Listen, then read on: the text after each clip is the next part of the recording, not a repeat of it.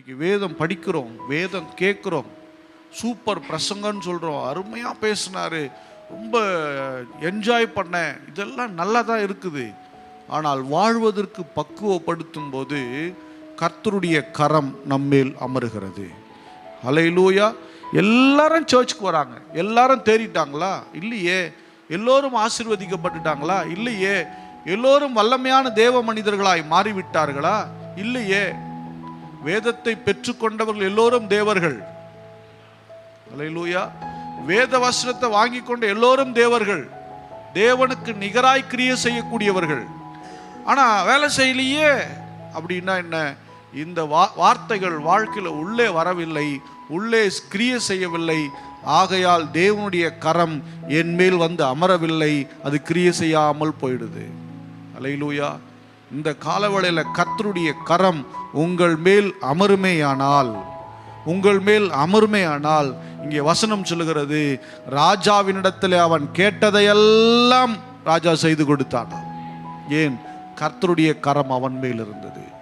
வேதத்தை தியானிக்கும் போது, வேதத்தை வாசிக்கும் பொழுது, வேதத்தை ஒவ்வொரு நேரமும் உங்கள் வாழ்க்கையில் அசை போட்டுக்கிட்டே இருப்பீங்கன்னு சொன்னால் நீங்கள் செய்வதெல்லாம் வாய்க்கும். ஹல்லேலூயா. நீங்கள் செய்கிற அத்தனையும் கர்த்தர் வாய்க்க செய்வார். தேவன் உங்களை விட்டுறவே மாட்டார். இரவும் பகலும் அவருடைய வசனத்தில் தியானமாயிருக்கிற மனுஷன், வேதத்தில் தியானமாயிருக்கிற மனுஷன் பாக்கியவான். அப்படின்னா இந்த வேதம் நமக்கு புறக்கணிக்கப்படுகிறது. ஒரு காலங்களில் புத்தகம் வாசிக்கிற பழக்கம் நிறைய பேருக்கு இருக்கு. நிறைய பேர் வீட்டில் புக்ஸ் வாங்கி வச்சுருப்பாங்க.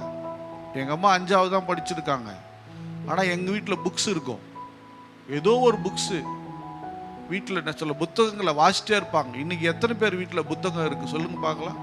புத்தகம் படிக்கிற பழக்கம் யார் வீட்டில் இருக்குது? ஸ்கூல் புக்கை தவிர,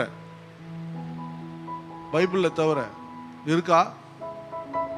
பைபிளும் படிக்கிறது இல்லை, வேற எந்த அறிவு புத்தகமும் படிக்கிறது கிடையாது, இல்லை வேத இதை குறித்து படிக்கிறது கிடையாது. படிக்காதனால வளர்ச்சி இல்லாமே இருக்கிற நிறைய பேர். ஹல்லேலூயா.